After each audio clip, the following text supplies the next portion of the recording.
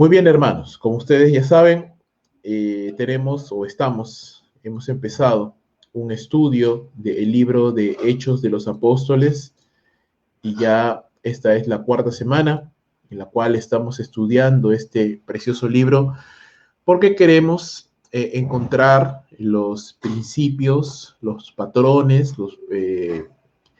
los principios bíblicos que una iglesia puede incorporar en su vivencia para poder ser esta iglesia poderosa, viva, eficaz, vibrante, fervorosa, que podemos encontrar o que podemos ver reflejada en el testimonio de la iglesia del Nuevo Testamento. Una de las cosas que queremos ver es cómo Dios utilizó poderosamente esta iglesia a pesar de que probablemente pues no tenía muchos recursos ni tecnología ni personal a su disposición. Sin embargo, Dios lo utilizó grandemente y la semana pasada estuvimos viendo un poquito de la historia de cómo la iglesia puede enfrentar oposición y cómo es importante y es imperativo y necesario que la iglesia camine llena del Espíritu Santo. Vimos cómo la llenura del Espíritu Santo siempre está relacionada, siempre va en línea con, uno, la predicación del Evangelio del Señor Jesús, una predicación llena de valor, llena de coraje, llena de denuedo, pero también está asociada con una vida de santidad y también está asociada con el hecho de que Dios siempre está o llena su iglesia, nos llena de su espíritu para poder caminar en los propósitos del Señor, en los propósitos de Dios.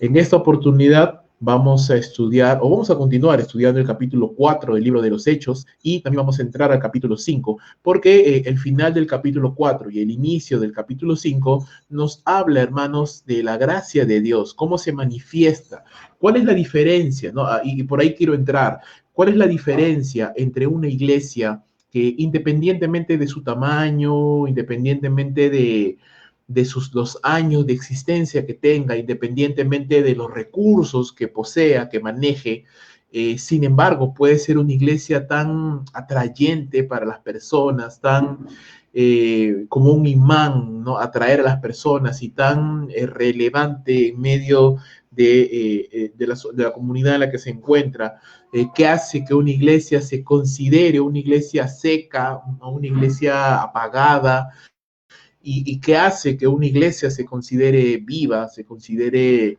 fervorosa. Bueno, podemos pensar en muchas cosas. Tal vez lo primero que pensaría o que pasaría por nuestras mentes es que probablemente pues el pecado hace que una iglesia sea apagada, sea irrelevante, sea muerta, seca, ¿verdad? Y sí, tiene mucho que ver la presencia del pecado en una iglesia, pero vamos a ver que hay algunas cosas más que se pueden manifestar en una congregación y que por el contrario, cuando la gracia de Dios está sobre una congregación, cuando Dios derrama de su gracia sobre una congregación, así como lo hace sobre una persona, sobre un ministerio, pues hay bendición, ¿sí? Hay bendición, hay puertas abiertas, las cosas funcionan, hay gozo, hay alegría, y queremos eso, queremos ver cómo es una iglesia que goza de la gracia de Dios, cómo podemos nosotros tener esta gracia de Dios en nuestras vidas. Y el desafío, pues, hermanos, es que nosotros también podamos modelar esto, ¿no? Una iglesia llena de la gracia del Señor. Uno de los conceptos que más se ha estado hablando en los últimos tiempos es el concepto de iglesias emergentes.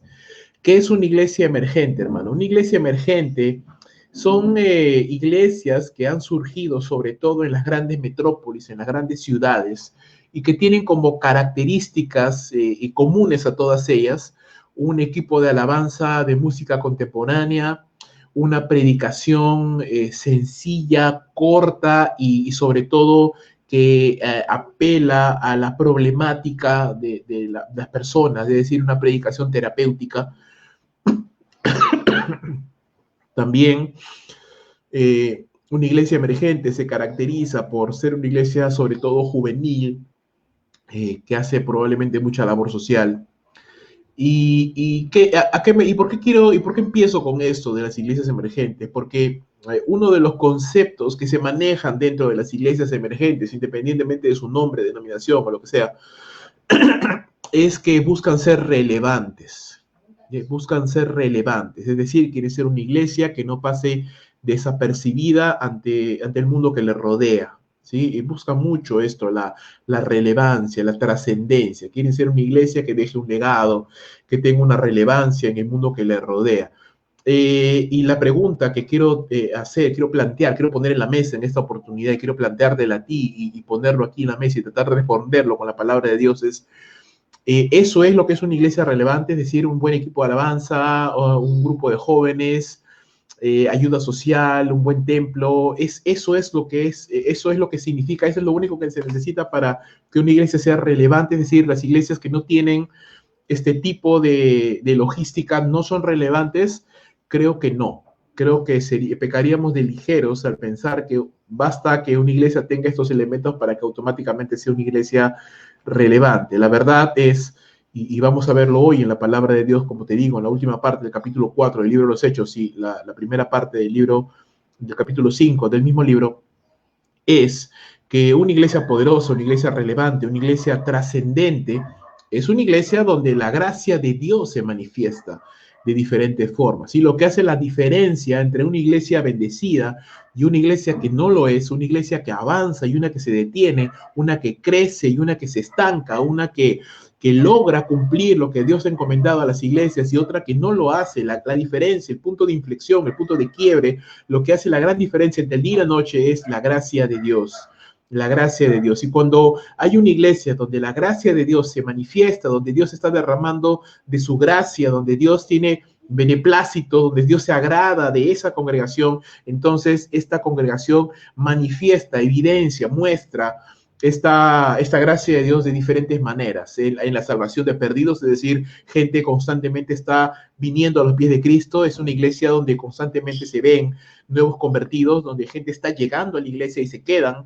Ese es un buen indicador de que la gracia de Dios está acompañando esa congregación porque gente está escuchando la predicación del Evangelio y Dios está utilizando la predicación del Evangelio para ganar corazones y está añadiéndolos a la iglesia. Y eso es un muy buen indicador. No es el único, pero es un muy buen indicador de que una iglesia está avanzando correctamente, en la dirección correcta. Imagínate una iglesia que tenga más de 5, 6, 10 meses, un año sin tener convertidos. Entonces la pregunta es, algo está sucediendo allí, algo está pasando, tal vez no estamos predicando correctamente, o estamos predicando y no estamos discipulando. Pueden suceder muchas cosas, pero una de las muestras de la gracia de Dios en una congregación es la salvación de los perdidos. La segunda es en el crecimiento espiritual de los hermanos que ya se encuentran allí. Es decir, una iglesia que cuenta, que goza, que se beneficia de la gracia de Dios, es una iglesia que está madurando, que está creciendo, que sí, por supuesto, toda iglesia nace y tiene un periodo de infancia espiritual, pero de inmadurez, pero como todo en la vida crece, todo lo que está vivo crece, entonces esta iglesia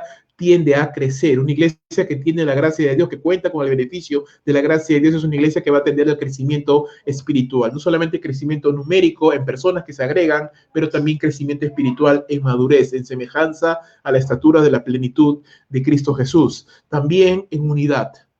Una iglesia que cuenta y goza de la bendición del Señor, de su gracia, entonces es una iglesia que se mantiene unida. No es una iglesia donde todos piensan igual, y eso es la gran diferencia entre ser robots, androides, a ser personas que están unidas, y podemos pensar de diferente manera y tener diferentes personalidades y maneras de expresar nuestra fe. Sin embargo, la unidad trasciende estas diferencias y se centra en lo que es verdaderamente importante: unidad en la fe, unidad en la doctrina, unidad de propósito, unidad de deseos. Entonces, una iglesia que cuenta, que goza de la bendición del Señor, es una iglesia que manifiesta unidad. Es una iglesia también que manifiesta un amor preocupado los unos por los otros. Una iglesia donde los hermanos se sienten, no solo sienten, pero se sienten parte de una familia de la fe, de una congregación local. Se sienten parte de, entienden que son parte de una familia y tienen relaciones sanas entre hermanos, es decir, no solamente relaciones superficiales donde personas simplemente se miran, pero no se conocen, se saludan, pero no se tratan más allá, sino que hay personas, hermanos, que están desarrollando relaciones de amistad, de compañerismo, de amor los unos por los otros. Entonces, en este contexto, o mejor dicho, estas cosas nos muestran, este contexto nos muestra que la gracia de Dios está creciendo, está mostrándose en esta congregación. También en el buen testimonio que esta iglesia tiene ante el mundo. Entonces, hermanos, una iglesia relevante no necesariamente lo es porque los miembros se visten a la moda, no necesariamente es porque tenemos una predicación terapéutica, una predicación sencilla, ligera y que apela a la problemática del ser humano, ¿no? Vuelvo a repetir, una predicación terapéutica. No necesariamente porque tiene un grupo de alabanza contemporáneo, que son a uno, que tienen excelentes músicos y excelentes voces, ni porque pues tratamos de parecernos lo más posible a las personas que nos rodean, a la comunidad que nos rodea, ¿no? Y no necesariamente estoy diciendo que tener estas cosas está mal, ¿no? A cada iglesia tiene un contexto cultural, seguramente las imágenes que te estoy mostrando ahorita pueden ser relevantes o pueden ser de alguna manera adecuadas, por ejemplo, en Nueva York, en Australia, pero probablemente no van a servir absolutamente de nada si estamos hablando de una iglesia en el Congo o en Asia. Sí, me entiendes, ¿verdad? Porque hay un contexto cultural que es completamente diferente. Entonces, sí, la iglesia tiene su propia individualidad. Una de las características de las iglesias locales es de que son autoexpresadas, es decir, se autoexpresan en su propio contexto cultural. Hay iglesias que están en las serranías del Perú y la vestimenta, el trato, el idioma, el lenguaje, los cánticos son apropiados para la zona y eso está muy bien. Y hay iglesias de la costa, y hay iglesias de la selva, y hay iglesias en el África, y hay iglesias en el Asia, y hay iglesias en las grandes metrópolis y cada una se va a autoexpresar, es decir, se va a manifestar de acuerdo a la cultura, de acuerdo a la música, de acuerdo a la idiosincrasia del lugar en donde ellos están ministrando. Y eso está muy bien, pero tratar de pensar que una iglesia es relevante por estas cosas, entonces es caer en un error. Una iglesia no es relevante porque se acomode mejor a la idiosincrasia del lugar en donde se encuentra. La relevancia es mucho más profunda que eso. La relevancia no tiene que ver con los métodos o las formas. La relevancia tiene que ver con los principios que se aplican, que subyacen dentro de la vivencia de la iglesia y que tienen que ver con la unidad, tienen que ver con el amor, tienen que ver con la santidad, tienen que ver con la obediencia a Dios, tienen que ver con el amor preocupado los unos por los otros, tienen que ver con que la gracia de Dios esté funcionando, esté avanzando dentro de esa iglesia. Espero estar haciéndome entender, pero esa es un poco la idea. Entonces queremos, hermanos, con este estudio del libro de los Hechos, queremos analizar, queremos reflexionar y pensar cómo podemos ser lo más relevantes posibles dentro de la sociedad donde nos ha tocado administrar y seguramente cuando nos toque plantar iglesias en otros lugares, pues tenemos que pensar cómo podremos ser relevantes en esa comunidad. Pero estamos ahorita en una comunidad, en un país, en un distrito y queremos tratar de ser relevantes dentro de lo que nos toca, en el lugar donde Dios nos ha puesto para poder ministrar. Entonces, vamos a ver que la iglesia en Jerusalén, y a la cual Dios puso en Jerusalén, una ciudad muy grande, capital pues de todo el reino de Israel y sin embargo una nación, una ciudad, perdón, muy cosmopolita, es decir, donde confluían muchas personas de diferentes nacionalidades que eran prosélitos o de alguna manera simpatizantes del judaísmo y que venían de diversas naciones con diferentes cosas, pero tenía una cultura pues muy rígida, muy clara y dentro de su propia conducta, dentro de su propia cultura, esta iglesia se autoexpresaba, sin embargo, era relevante dentro de su comunidad y queremos no ser iguales a la iglesia de Jerusalén. Y ese es el gran problema de muchas veces cuando no se hace una adecuada interpretación del libro de los Hechos y se piensa, no, la iglesia en Jerusalén era lo máximo porque todos vendían sus posesiones y porque la sombra de Pedro sanaba enfermos y tenemos que ser así para que seamos una iglesia poderosa. Y esa es una inadecuada interpretación, es una mala exégesis, porque eso es tratar de acomodar nuestro contexto cultural, nuestra situación y nuestra idiosincrasia a una idiosincrasia y un contexto que no es propio de nosotros, le pertenece a los judíos en Jerusalén hace más de 2000 años atrás. Entonces, no se puede comparar. Sin embargo, hay principios, sí hay principios eternos que podemos y debemos extraer de un buen estudio para poder decir, ok, ¿qué podemos aplicar nosotros aquí en Perú, en San Juan de Lurigancho, en nuestro contexto, en nuestra realidad, para poder ser relevantes como Dios nos manda y que su gracia nos acompañe. Entonces, vamos a ver en este punto que la gracia de Dios en Jerusalén, en la iglesia de Jerusalén, se manifestó en 3 aspectos. Y queremos que esos 3 aspectos puedan ser también una experiencia para nosotros y que también se pueda decir en algún momento que de la Misión Bíblica Bautista de Adulos, la gracia de Dios está sobre esta iglesia y que se manifiesta en estas 3 maneras y en muchas más.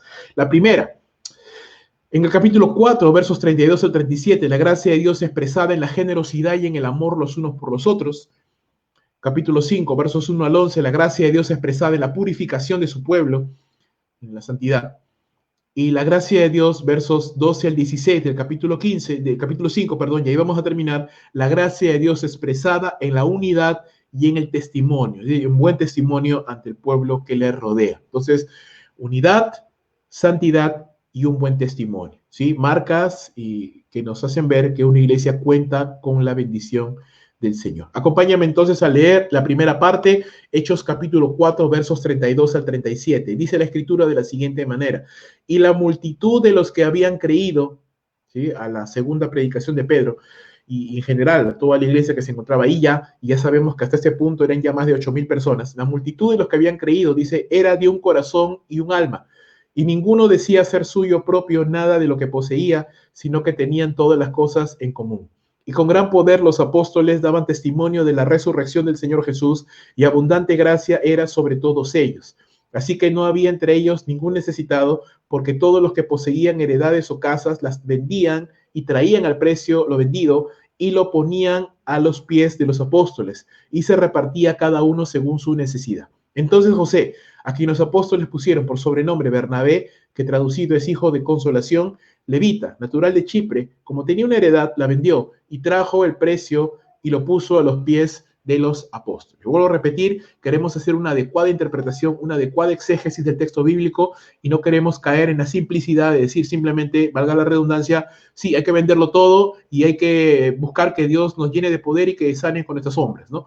No. Eso es una interpretación incorrecta. Queremos analizar correctamente lo que la palabra de Dios nos está diciendo en esta noche, ¿sí? Y vamos a ver lo siguiente. En primer lugar, recuerda que la semana pasada vimos que ante el hecho de que las autoridades judías habían encarcelado a Pedro y a Juan y les habían amenazado, ¿te acuerdas? Les habían amenazado de que no testifiquen de Jesús. La respuesta de Pedro y Juan fue, discúlpenme, pero no podemos hacerle caso a ustedes más que a Dios. No podemos dejar de decir lo que hemos visto y oído, así que digan lo que sea, pero nosotros vamos a seguir predicando. Y como no podían hacerles nada, porque el hombre, el cojo que estaba ahí en el templo, había sido sanado y todos lo habían visto y nadie podía hacer nada, entonces simplemente los dejaron ir y Pedro y Juan volvieron a la iglesia, contaron a los hermanos lo que había pasado y toda la iglesia oró al Señor pidiendo a Dios no que los problemas se acaben, no que la situación termine y que tengan una vida fácil y un ministerio sencillo. No, dijeron, Señor, aún en medio de las dificultades, en medio de la controversia, en medio de la oposición, danos poder y respalda y confirma por medio de señales, milagros y por medio de tu gracia, ¿no? Al final eso es lo que estaban pidiendo.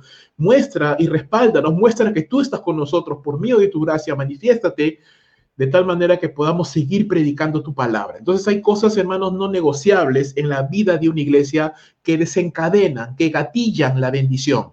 Y una de las cosas que gatillan la bendición de Dios, hermanos, en una vida, en una familia, en una iglesia, es cuando nosotros somos obedientes al Señor y persistimos en hacer lo que Dios ya nos ha mandado. En la mañana hablamos acerca de la divinidad del Señor Jesús y decíamos que si el Señor Jesús realmente es Dios y lo es, y entendemos que así es, entonces tenemos que tomar sus palabras con un peso que no proviene de un maestro, no es una opinión, no es un consejo, no son los consejos de Jesús, no son las opiniones de Jesús, no es el parecer de Jesús, es la palabra de Jesús, y la palabra de Jesús es la palabra de Dios. Él es soberano, Él es grande, maravilloso, así que lo que Él dice es lo que tenemos que hacer. Y cuando nosotros decimos, ok, entonces la gran comisión, así como muchos otros mandatos del Señor, es una verdad para mi vida incontrovertible, que no puedo volver hacia atrás, y yo lo tomo y lo aplico en mi vida y persisto en eso a pesar de las circunstancias que se puedan presentar, eso gatilla, eso dispara la bendición de Dios. Entonces, cuando estos creyentes oraron al Señor y le dijeron, Señor, a pesar de las situaciones, dificultades, oposición y todo lo que se pueda presentar, nosotros queremos seguir siendo fieles a ti, bendícenos y muéstranos tu gracia, Dios respondió. El verso 31 nos dice que el lugar donde estaban ellos reunidos tembló, fueron llenos del Espíritu Santo por segunda vez y salieron a predicar con denuedo la palabra de Dios. Entonces, el pueblo responde adecuadamente, el pueblo responde en obediencia y Dios responde también mostrando su favor, no solamente llenándolos del Espíritu Santo, sino que aquí, versos 32 a 37, nos dice que Dios siguió obrando en medio del pueblo obediente. Ellos se obedecieron, ellos se comprometieron a obedecer al Señor, Dios se comprometió a bendecirlos y los bendijo de muchas maneras. En primer lugar, vemos la gracia de Dios expresada de diferentes maneras. Uno, en que todos los que habían creído, la multitud de los que habían creído, ya sabemos que eran bastantes, dice la Escritura que eran de una sola mente y de una sola alma. Y esto es una palabra o es una idea que es común y es utilizada muchas veces en el Nuevo Testamento y representada por el vocablo griego koinonía. ¿Sí? Koinonía. La palabra griega koinonía significa unidad de propósito, unidad de mente, de alma, están juntos, están unidos. No estamos hablando de que todos pensaban igual, no estamos hablando de que todos se vestían igual o todos hablaban igual. Y ese es un gran problema, ¿sí? Cuando pensamos que todos los creyentes tienen que vestirse de la misma manera y hablar de la misma manera y tratamos de poner y de hacer una doctrina de lo que no es doctrina. Decimos, no, todos los hombres con pantalón, las mujeres con falda, todos se me visten igual, todos hablan igual, y no, eso no es koinonía. Koinonía es unidad de propósito, unidad de corazón, es decir, todos deseamos lo mismo, cada uno lo expresa de diferentes maneras. Primera de Pedro 4, verso 10 nos dice que la multiforme gracia de Dios se expresa, valga la redundancia, de diferentes maneras a cada creyente. Y algunos predicarán, otros enseñarán a jóvenes, otros enseñarán a niños, otros aconsejarán, otros darán para las misiones, otros orarán, otros intercederán, cada uno conforme a lo que Dios le ha dado, pero es muestra de la gracia de Dios que se evidencia de diferentes maneras. Y cada uno en su forma, en su contexto, en su idiosincrasia, en su estilo de ser, en su forma de ser, cada uno contribuye, suma lo que Dios está haciendo por medio de su iglesia. Entonces, hermanos, esta koinonía, unidad de propósito, armonía, compañerismo, es una muestra maravillosa de la gracia de Dios. ¿Por qué? Porque por naturaleza, hermanos, nosotros somos divisorios. Por naturaleza, nosotros tendemos a acercarnos a los que son parecidos a nosotros y despreciar o desechar o hacer a un lado a los que son diferentes a nosotros. Por naturaleza, si tú pones en un salón un grupo de 100 personas, a los pocos minutos vas a ver que empiezan a formarse grupos, porque el ser humano por naturaleza es un ser gregario, es un ser social, pero se va a socializar con las personas por las cuales siente afín, por la edad, por la educación, por el trasfondo, X cosas, pero vamos a tratar siempre de agruparnos. Es muy interesante, hermanos, cuando lo piensas, que cuando Jesús llamó a sus 12 discípulos, si tú recuerdas, uno de ellos, Mateo, era un recaudador de impuestos. Y para los judíos, un recaudador de impuestos era algo despreciable, era una persona que había traicionado a su pueblo por el dinero de Roma. Y también había uno que era un celote. Y los celotes vendrían a ser como los terroristas en esta época, gente revolucionaria, izquierdista, gente que, caramba, era muy fervorosa, muy apasionada. Entonces, imagínate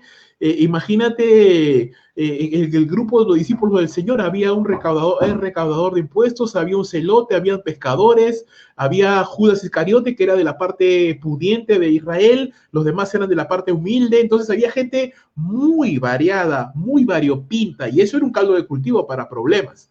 ¿Por qué pudieron mantener una armonía? ¿Por qué pudieron mantener una unidad? ¿Por qué aun cuando el Señor se fue, ellos mantuvieron esta unidad preciosa, maravillosa?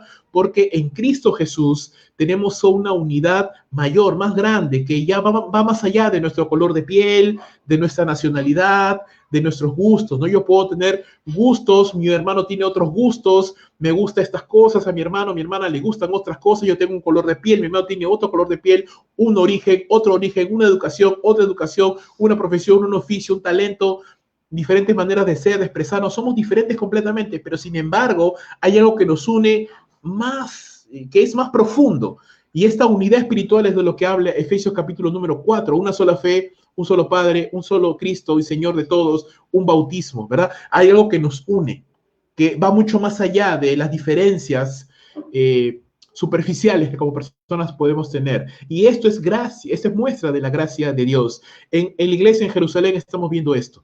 La gracia de Dios expresada, en que a pesar de que había una multitud de más de 8,000 personas, estas más de 8,000 personas estaban unidas en una sola mente y en un solo corazón. Tenían un mismo pensamiento, un mismo deseo.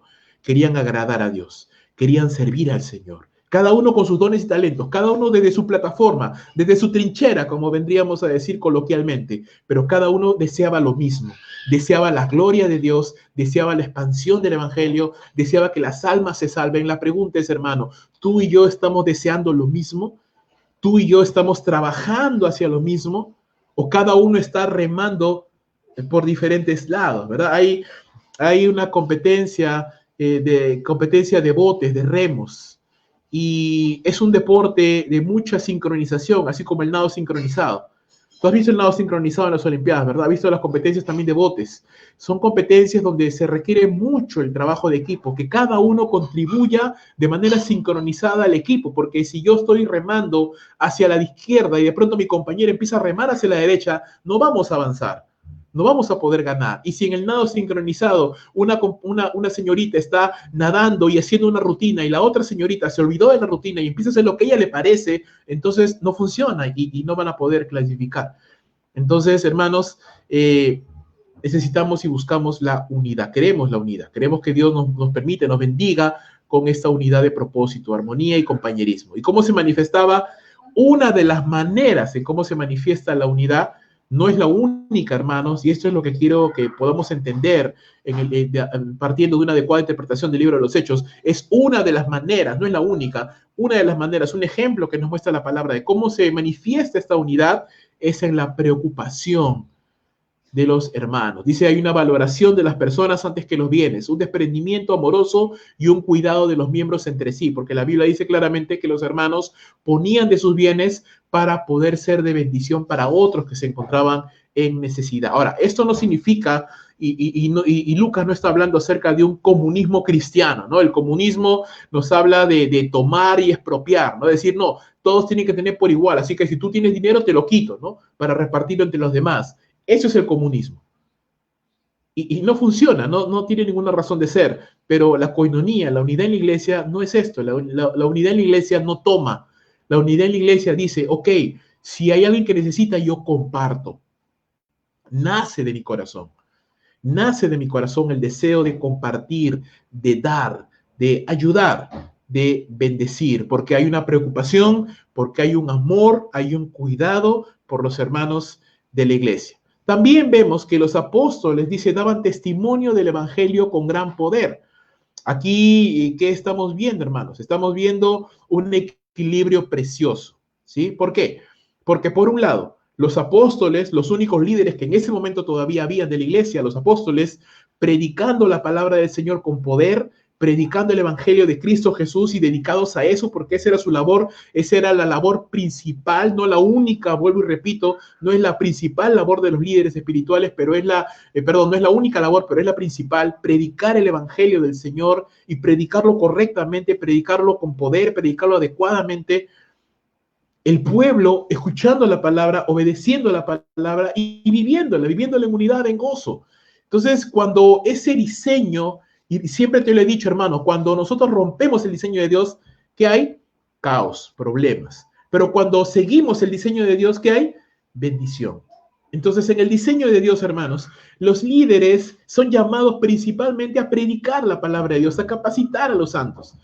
El pueblo es llamado para obedecer la palabra que reciben y poder vivir todos juntos en armonía. Y cuando este diseño funciona, cuando este diseño se da, entonces Dios responde, sigue bendiciendo, bendice aún más, derrama bendición, derrama su gracia, y dice Lucas aquí que la abundante gracia era derramada sobre la iglesia. Ya de por sí Dios había derramado su gracia al llenarnos de su Espíritu Santo, ya de por sí Dios había derramado de su gracia al propiciar esta unidad, pero dice Dios aún derramaba abundante gracia, más gracia todavía. ¿Y qué es gracia, hermanos? Favor de Dios, puertas abiertas, bendición, que las cosas suceden sin que uno no tiene que forzar, las cosas pasan porque Dios está de tu lado y tiene su aprobación, tiene su respaldo, y eso es maravilloso, hermanos.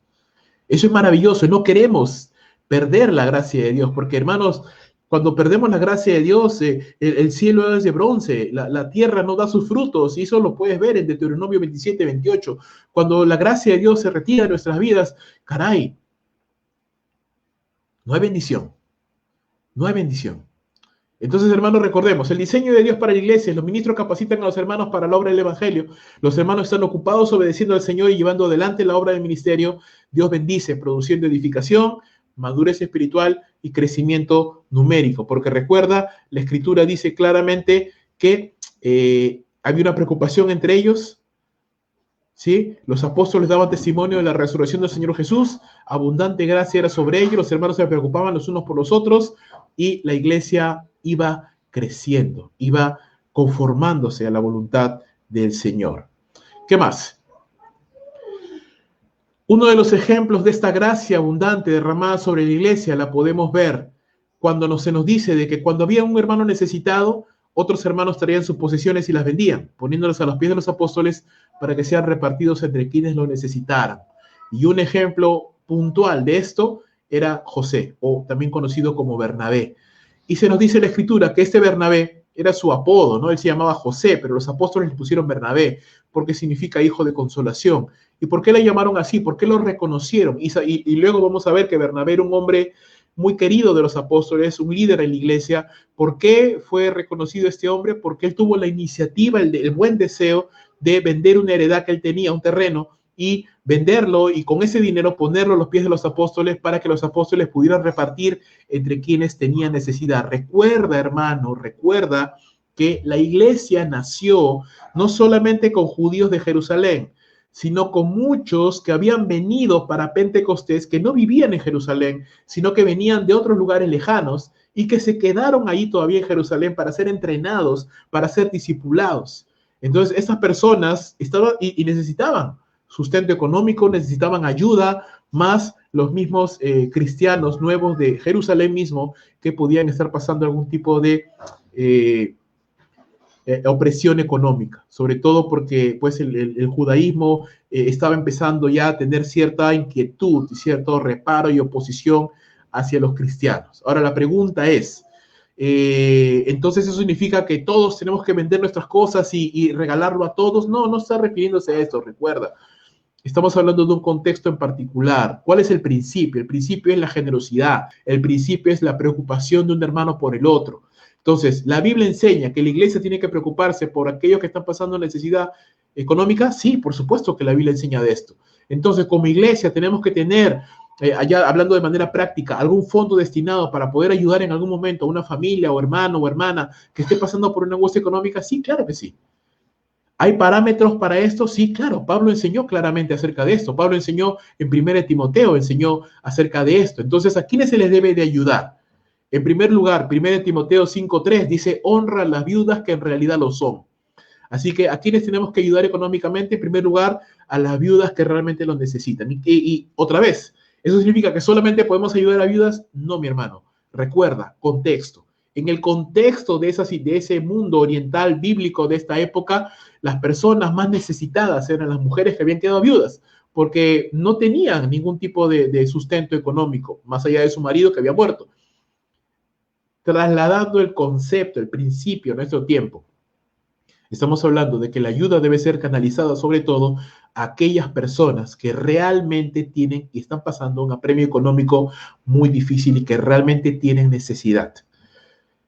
Dice la Escritura también en 2 Tesalonicenses 3, del 10 al 12 y 1 Timoteo 5, 8, que si uno puede trabajar para mantenerse a sí mismo, no es verdaderamente necesitado y debe proveer para sus propias necesidades, ¿no? Incluso la Biblia nos muestra en 1 Timoteo 5 que si una persona no provee para su propia familia, es peor que un incrédulo. Entonces, no estamos pensando en que la iglesia debe de ayudar a personas que teniendo la posibilidad de trabajar, no lo hacen, ¿sí? No lo hacen, obvio, porque no quieren, no porque no pueden, sino porque no quieren, ¿no? Entonces, cuando hay un episodio así de una persona que está andando desordenadamente, como dice Pablo, entonces la iglesia no tiene la obligación de poder ayudar a quien realmente lo necesita y que tiene un buen testimonio delante del Señor y de la iglesia. Por supuesto, no vamos a ayudar, la iglesia no puede ayudar a cualquier persona o una persona que esté viviendo en pecado o una persona que esté viviendo en un mal testimonio, quienes retribuyan mediante su servicio a la iglesia. Y eso lo vamos a ver ahorita cuando leamos 1 Timoteo 5. Y algo muy importante que se nos muestra, hermanos, y es bueno aclararlo, es que cuando la iglesia o cuando los hermanos quieren canalizar alguna ayuda, siempre es mejor hacerlo por medio de los líderes de la iglesia. Lo vemos en el libro de los Hechos. No solamente Bernabé lo hizo, él no repartió el dinero a sí mismo porque él no conocía a todos los hermanos, él llevó el dinero a los apóstoles. Igual todos los demás hermanos que se mencionan allí llevaban el dinero a los apóstoles y los apóstoles lo repartían conforme a la necesidad. Entonces, siempre que hay una necesidad o siempre que hay un deseo, un buen deseo de que tú deseas ayudar a alguien, pues siempre es mejor canalizarlo por medio de los pastores, de las autoridades de la iglesia, porque los pastores y las autoridades de la iglesia tenemos un conocimiento un poquito más claro de lo que está pasando y podemos decirte, ¿sabes qué, hermano? Ok, o ¿sabes qué, mi hermana?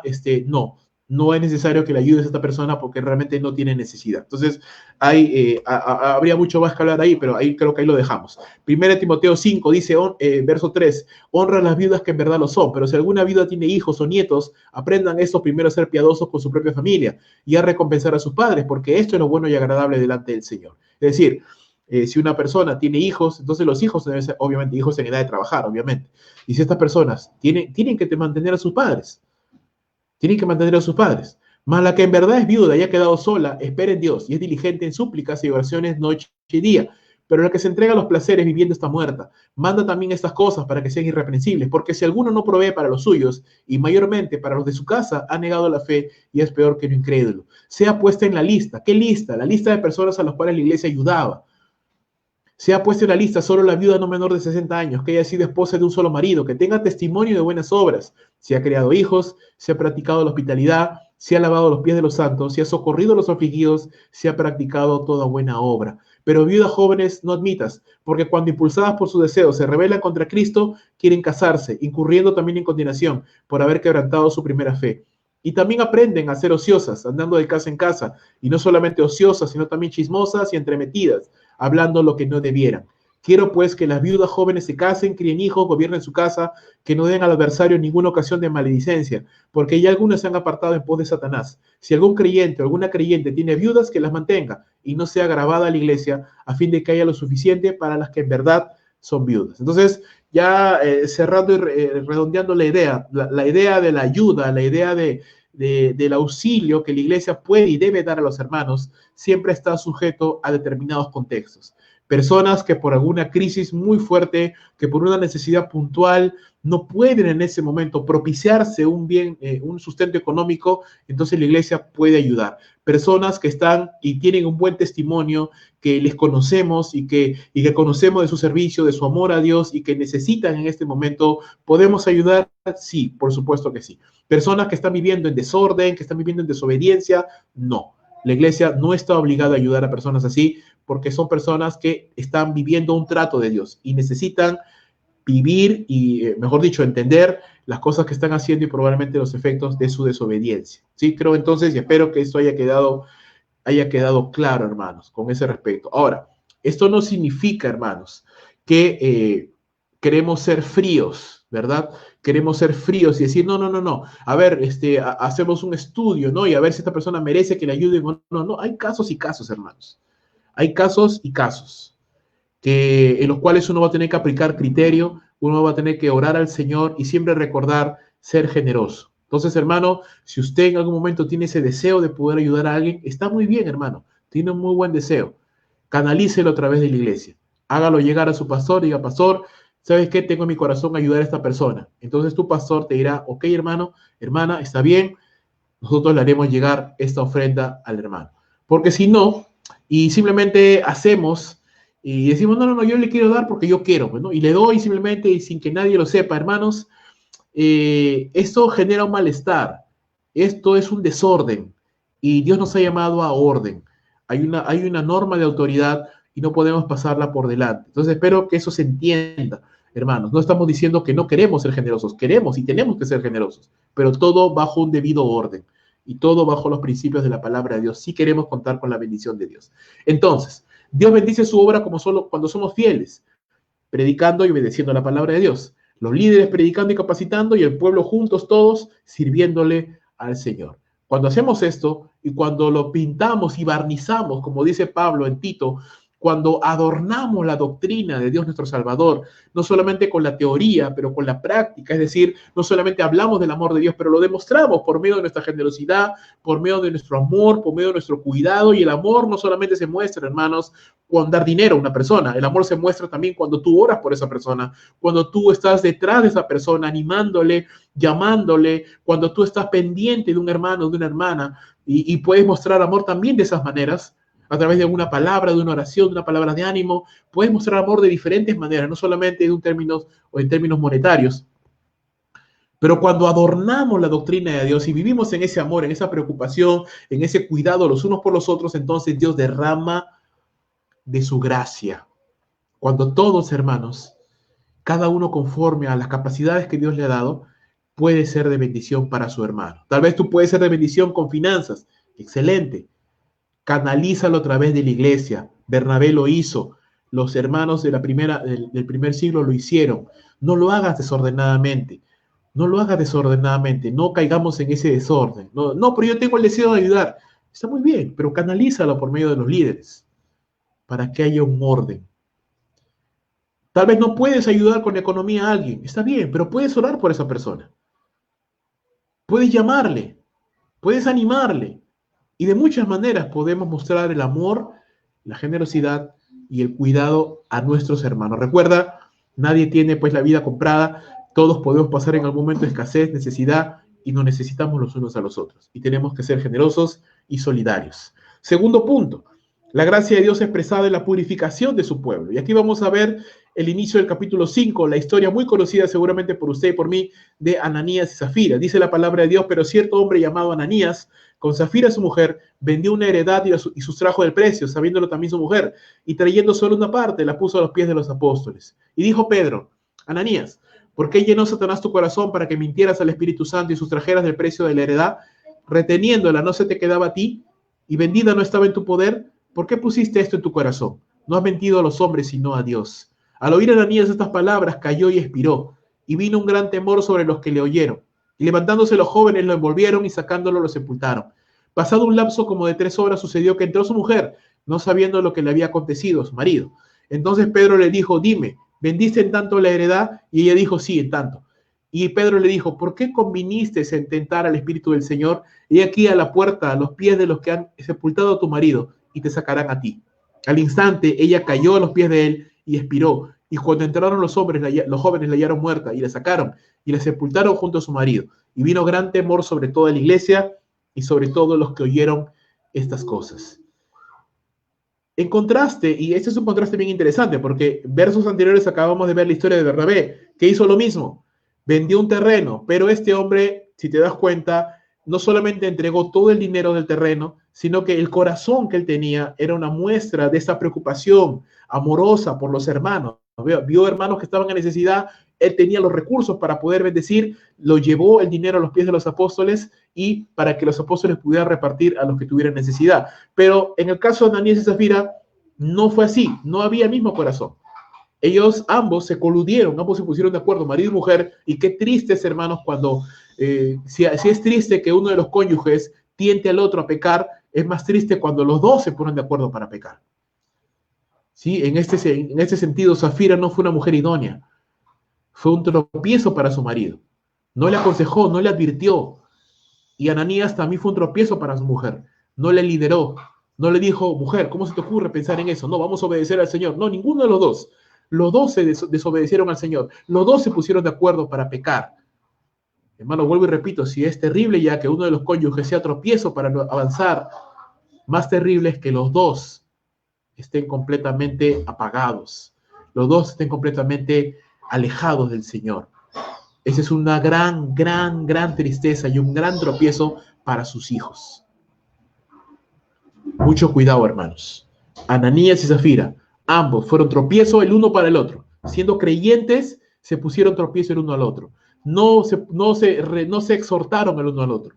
No se animaron a obedecer al Señor. No, se pusieron de acuerdo más bien. ¿Para qué? Para vender un terreno. Para decir a los apóstoles, apóstoles, yo también tengo un terreno que quiero vender, quiero ayudar a los hermanos y quedar como los generosos, como los espirituales. Pero ellos ya habían acordado, ok, si lo vendemos a 50,000, le vamos a dar solamente 20,000 y los 30,000 nos lo quedamos. La pregunta es, ¿dónde estaba el pecado? ¿El pecado estuvo en que vendieron el terreno? No, Pedro le dice claramente, ese terreno era tuyo, tú tenías potestad de venderlo o no venderlo, nadie te obligó. Porque, hermano, la generosidad es voluntaria. Es voluntaria, no es algo que te tienen que obligar, nadie te va a obligar, nadie te va a parar de cabeza y te va a sacar todas las monedas que tienes para que des. Es voluntaria. El problema no era que ellos vendieron o no vendieron, el problema es que habiendo dicho que iban a dar todo para la obra del Señor, no lo hicieron, retuvieron, se quedaron. Entonces querían lo mejor de los dos mundos. Querían quedar bien ante todos como líderes espirituales, como hombres generosos, pero a la vez querían tener una ganancia económica, tener un guardadito. Entonces querían tener lo mejor de los dos lados. Y eso estaba mal. El pecado de ellos fue querer aparentar piedad y generosidad y a la vez obtener un beneficio económico. ¿Qué sucedió? Pues la historia ya la hemos leído. Satanás tentó a Zafira y a Ananías y ellos convinieron juntos en pecar. Si por lo menos uno de los dos se hubiera puesto firme contra Satanás, si por lo menos uno de los dos hubiera resistido a Satanás, si por lo menos uno de los dos hubiera orado, si por lo menos uno de los dos hubiera aconsejado al otro y le hubiera dicho, ¿qué estás pensando, mujer? ¿Qué estás pensando, esposo? Arrepiéntete. Pero no, ninguno de los dos se dieron a Satanás. Satanás tentó a ambos y ambos convinieron juntos en pecar. Ananías y Zafira tenían libertad para dar o no, pero lo hicieron mintiendo al Señor. Dios reveló esta situación a su siervo Pedro, le dio a Pedro el don de la sabiduría, el don de la palabra de ciencia, ¿no? Para entender algo que él no podía saber. Él no podía saber de ninguna manera que eso estaba pasando, porque él no puede leer los corazones, pero Dios se lo reveló, Dios se lo mostró, y entonces Pedro sabía lo que estaba pasando. Y Dios le lo reveló a Pedro para poder traer limpieza sobre la iglesia. Recuerda, la iglesia recién estaba naciendo. Y si ya desde el inicio se permitían estas cosas, hermanos, imagínate, la iglesia probablemente no hubiera podido soportar el paso del tiempo, porque desde el inicio nomás ya el pecado hubiera empezado a proliferar entre la iglesia, ¿no? La hipocresía, la falsedad, el aparentar cosas, ya hubiera empezado desde el inicio a proliferar. Dios no iba a permitir eso y trajo juicio. Trajo juicio. Ojo, no juicio de condenación, hermanos. Estas personas sí eran creyentes y fueron disciplinados con la muerte.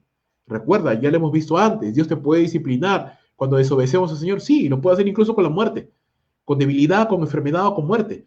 En este caso, Dios se los llevó antes de tiempo. Los disciplinó con la muerte porque ellos habían mentido al Señor, estaban dando un mal precedente, un mal ejemplo, y si ellos hubieran quedado con vida y si nadie se hubiera enterado de esto, hubiera crecido la hipocresía dentro de la iglesia, otros más hubieran hecho eso también y eso hubiera sido terrible para la iglesia. ¿Qué sucedió entonces? Dios los juzgó, Dios los disciplinó, les quitó la vida antes de tiempo, murieron ambos y ¿qué sucedió? Se produjo temor. Se produjo temor en todos los que veían, los que vieron que sucedió. Porque Dios sacó a la luz el pecado. No, Pedro dijo claramente, tú has convenido en venderlo así, pero te has quedado con dinero, así que le has mentido a Dios y por eso te mueres. La pregunta es cómo podemos ver la gracia de Dios dentro de esto, ¿no? Porque aparentemente no podríamos ver la gracia de Dios en medio de esto si acaban de morir los creyentes. Bueno, sí podemos ver la gracia de Dios, hermano. ¿Por qué? Porque el castigo de unos pocos produjo temor en toda la iglesia. A partir de ese momento, si alguien más tenía esa tentación de hacer lo mismo, ya se le iba a pensar mejor. Entonces el temor de Dios nos abstiene de pecar. El temor de Dios nos abstiene de pecar. Cuando Dios juzga y cuando Dios disciplina el pecado en alguien, eso también es un ejemplo para los demás, para que no caigamos en semejante ejemplo de desobediencia. Dios también vemos su gracia, porque Dios, a pesar de que Satanás está obrando ahí y nadie sabía, porque ni Ananías era consciente de ello, ni Zafira era consciente de ello, Dios sí era consciente de que Satanás estaba intentando destruir la iglesia. ¿Y qué hizo Dios? Frenó los planes de Satanás para que no siga pervirtiendo su iglesia. Por la gracia de Dios, Dios disciplina a unos pocos para perfeccionar a los demás. Ananías y Zafira, por su gracia también, no perdieron su salvación, pero sí se fueron antes de tiempo al cielo, perdieron sus recompensas. Una iglesia santa es una iglesia que será utilizada por el Señor. Así que, hermanos, así como el diseño de Dios involucra líderes predicando el evangelio y el pueblo de Dios obedeciendo la palabra, todos juntos en armonía, en unidad, en generosidad, también el diseño de Dios involucra la disciplina de la iglesia cuando la iglesia empieza a torcer los pasos. Cuando caemos en desobediencia, entonces la disciplina del Señor debe de actuar.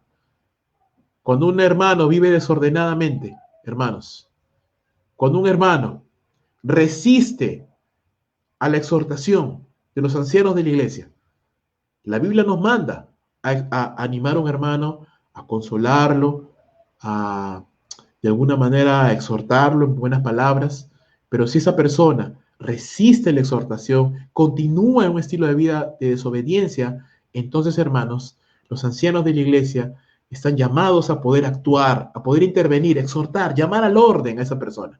Y si esa persona, dice Pablo también en 1 Timoteo, si esa persona persiste en vivir en esa desobediencia, entonces, hermano, la iglesia está facultada para tratar incluso como un incrédulo a esa persona, porque no está viviendo en orden.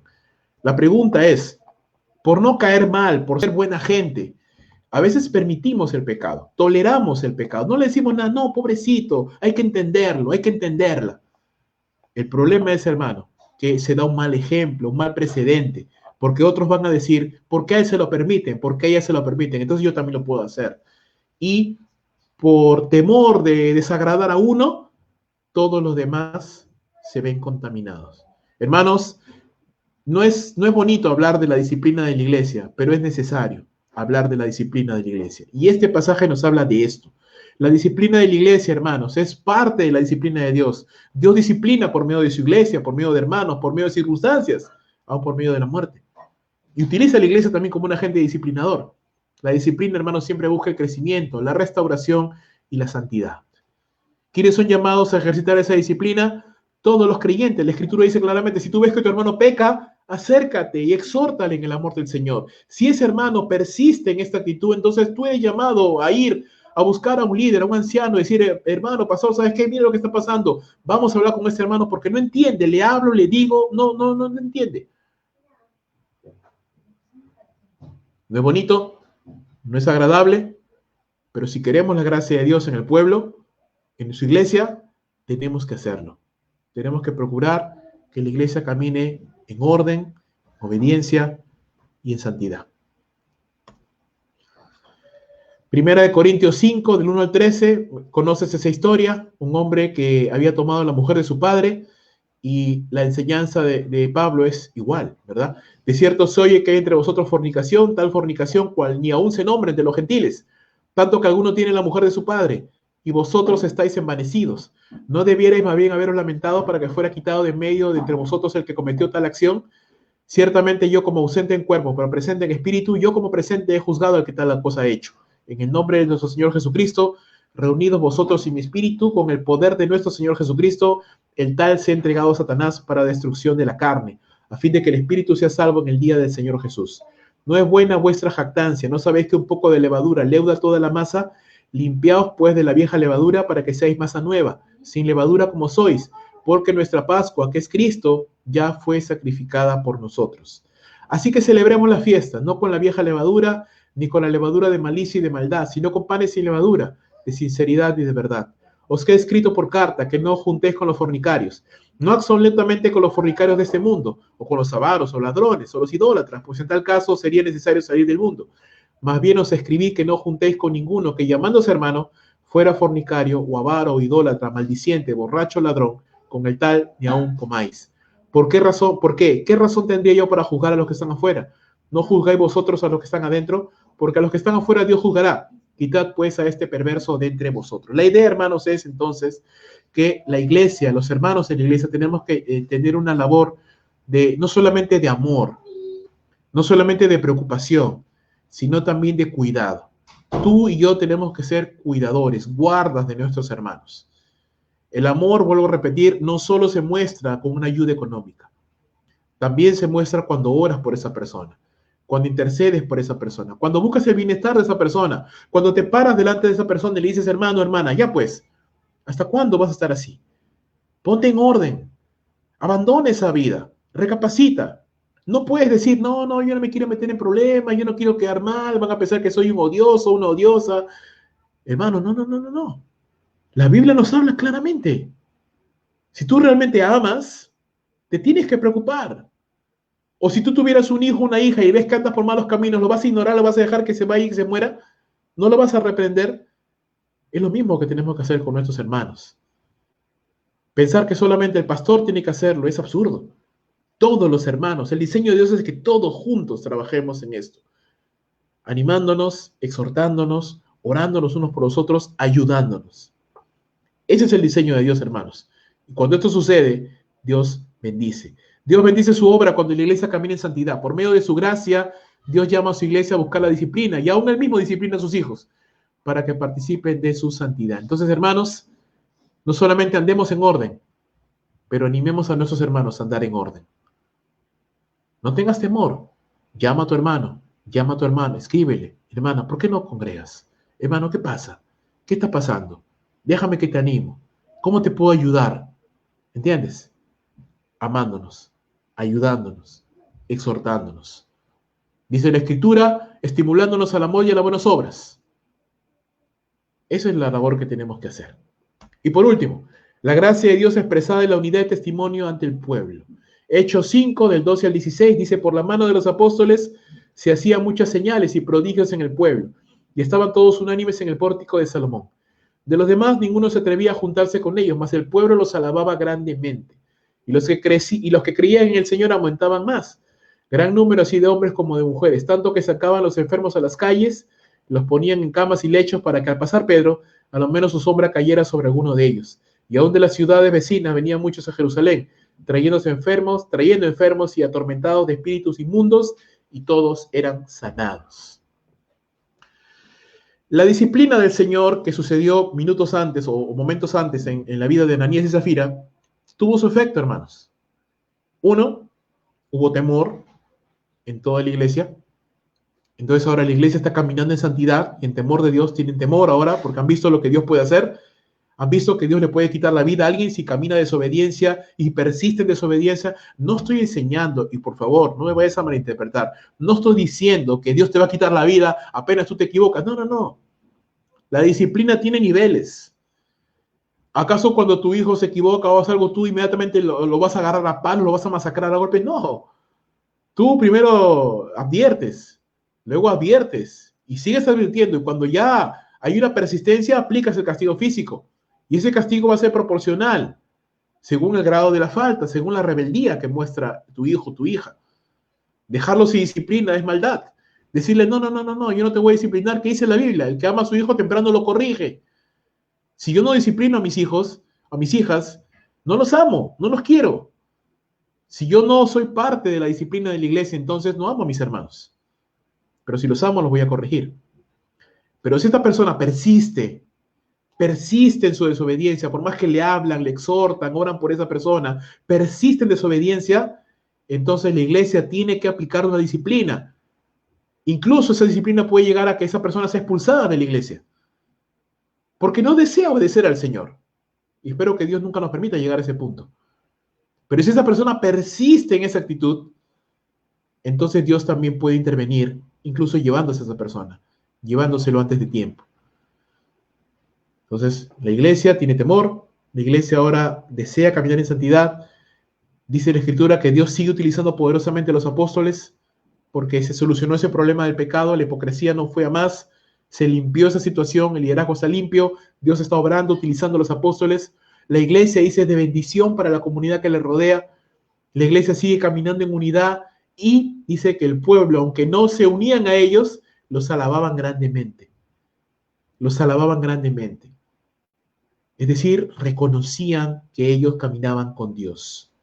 ¿Sí? La razón por la cual ellos no se acercaban ya era un problema de ellos, de incredulidad en su propio corazón. Pero ellos no podían decir, no, es que yo no voy a Cristo porque la iglesia es así. No. Sin embargo, ahora, hermanos, mucha gente escuchamos que dicen así. No, yo no voy a Cristo porque los cristianos son unos hipócritas. Porque los cristianos muchos se llenan la boca, pero sus familias son terribles, se divorcian, se pelean como perro y gato, se estafan a mí. Yo tengo un amigo cristiano que no les paga el sueldo a sus obreros, los estafa, les paga cuando quiere. ¿Qué es eso, hermanos? ¿Qué es eso? Y te lo digo, hermano, pasa. Jefes cristianos que estafan, que roban, que no pagan a sus empleados a tiempo, que le dicen, sí, sí, sí, te voy a pagar mañana, te voy a pagar mañana, y así los tienen un mes sin pagarles. Cristianos, que se agarran a golpes, marido y mujer, parece el rincón del box. Hijos cristianos malcriados, que están en la iglesia y el fin de semana están en una discoteca. Y mucha gente dice, no, ya ves, así son los cristianos, ¿por qué voy a ir a Cristo yo entonces? Pero no vemos eso en la iglesia del Nuevo Testamento. Vemos que el pueblo, aunque no iba, no venía a Cristo, los alababa, decía, no, no, no, ellos son otra cosa, son otro material. Ellos no venían a Cristo porque ellos tenían un problema de incredulidad en su corazón. Pero la iglesia no era tropiezo para el evangelio, hermanos. Que Dios en su gracia permita que no seamos tropiezo, hermano, para el evangelio. Que nuestro testimonio no sea tropiezo. Que nuestro matrimonio no sea tropiezo. Que nuestra manera de trabajar, de actuar. A veces decimos que así eres creyente y eres ocioso, ni siquiera quieres trabajar. ¿Qué es eso, hermanos? ¿Qué es eso? ¿Cómo podemos dar un testimonio de Cristo si somos ociosos, si nos prestamos de alguien y no le pagamos, y nos hacemos los locos y nunca pagamos nuestras deudas, y mentimos, y decimos, sí, sí, sí, te voy a dar, y nunca le damos, o engañamos, o estafamos, o mentimos? No, hermanos, no. Dios nos ha llamado a ser testimonio ante el mundo.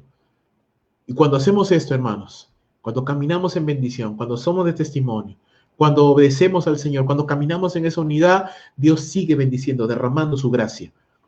Dice, muchas personas venían a Cristo.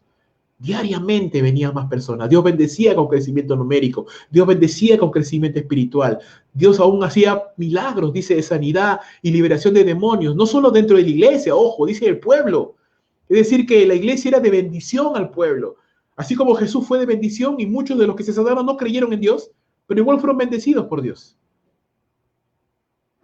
Y este pueblo está siendo bendecido por la iglesia de Jerusalén.